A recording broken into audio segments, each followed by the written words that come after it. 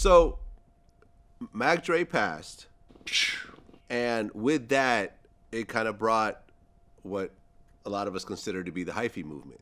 Right. It brought a spotlight on the Bay Area, and then "Tell Me When to Go" comes out Right. with E40 featuring you, Yeah.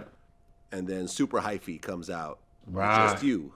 Letting them know that And the Hyphy movement was really me. You know what I'm talking about? Not taking nothing from Mac Dre. Thiz, that's my guy. You know what I'm talking about? But Mac Dre was the Thiz movement. You know what I'm talking about? And they misconstrued it, and they needed a face to put on Hyphy, and then a lot of people was misusing it to the where I wasn't gonna put my face on that. You know what I'm talking about? They had Hyphy was hanging out the window shooting at somebody, or Hyphy was, you know what I'm talking about, you taking hella pills and you just so Hyphy that you just, you know what I'm talking about, going wild. No, my definition of Hyphy was changing a negative into a positive. You know what I mean? Turning a positive, negative situation, and then man, you know what? Be cool, nigga. Let's just have fun with this shit. You know what I'm talking about? Forget your ops for right now. Let's just, you know what I'm talking about? Let's gig and let's party this shit out, and then we'll, you know what I mean, do everything else later. But they was putting the wrong face on Hyphy, and then I didn't like it, and then I was like, then Federation did a song called Hyphy, and that really made me upset because I felt like, okay, that's my word. So don't try to beat me to the punch. Don't try to capitalize on you know what I mean, on my shit.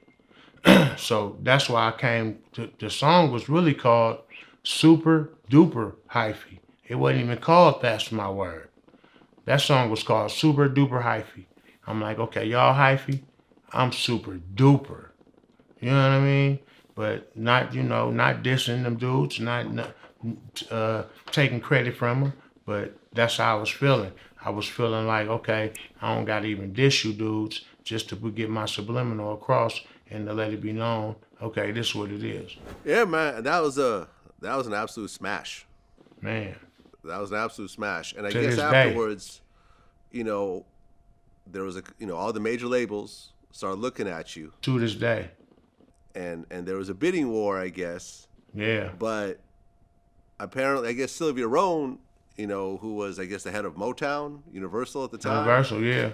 She she flew, came over to your house. she flew from New York to Sacramento, came in my house and sat down with me, and she was like,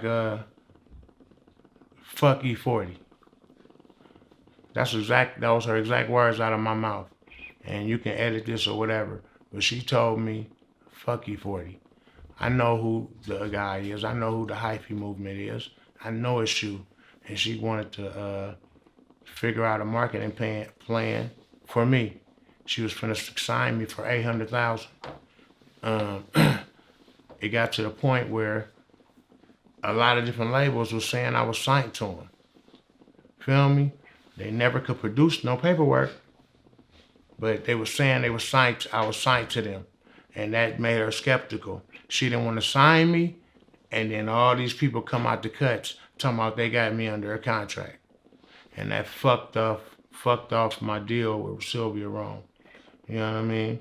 And I was trying to get a grip on everybody who act like they was signed to me, but they was fucking bluffing. You know what I'm talking about?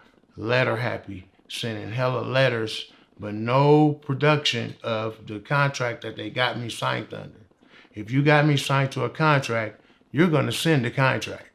I got them signed right here for this amount of years. You know what I mean? So many years had went by, even if you did have me under a contract, that shit was over with. If you signed me for 2 albums or 3 albums. Nigga, this was, you know what I'm talking about? And it fucked off my deal with Sylvia Rome. Yep. And Well, I regret deal or not, you continue to keep dropping albums. You were Straight dropping up. albums like 1 or 2 a year. Straight up.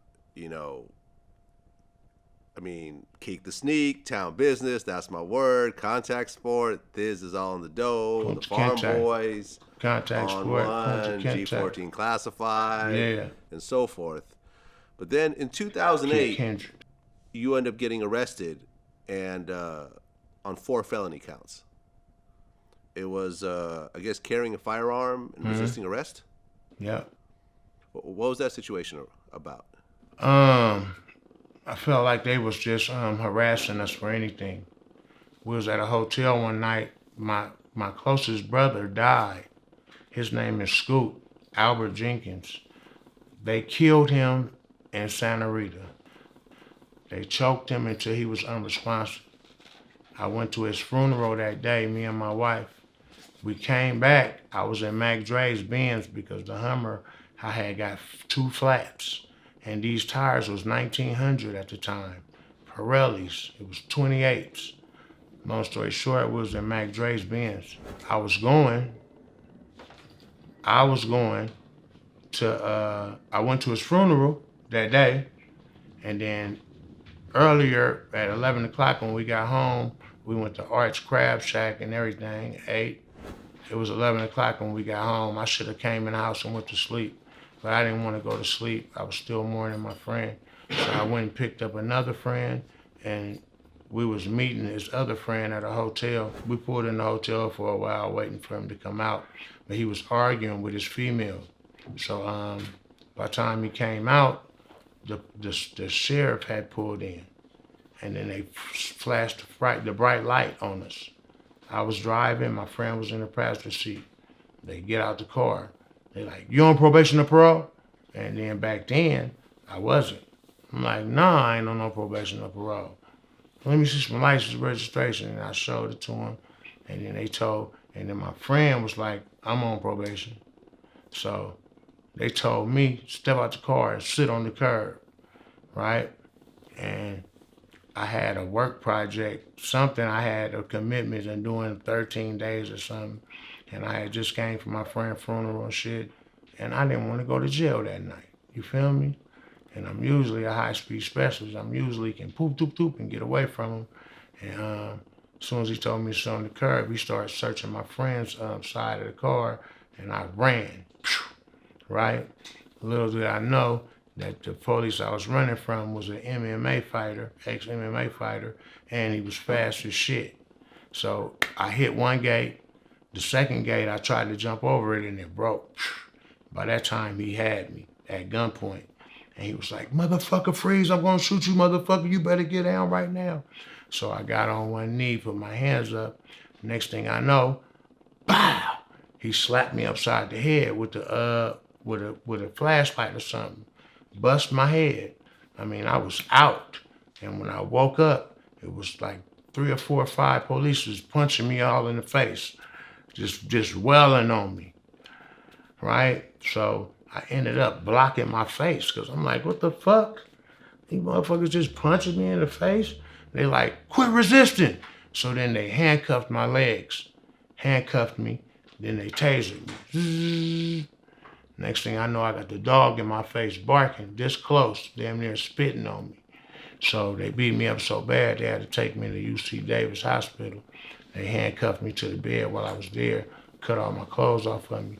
They ended up humiliating me because they still took me to jail a day later, Sac County, ass naked with a gown on, with a hospital gown on, you know what I mean? And I'm in there, and then I'm all beat up, my face scratched up, and then people recognizing me. They like, Keak? I'm like, yeah, man. They're like, what happened? I'm like, the police beat the shit out of me. You know what I mean? Long story short, when I was in the hospital, the nurse noticed me. She said, you got anybody you want me to call? Because they put me as John Doe. They didn't want my family to find me. I gave her my wife's number, and she called my wife and told her I was at UC Davis. When my family came up there, they moved me to another room and hid me.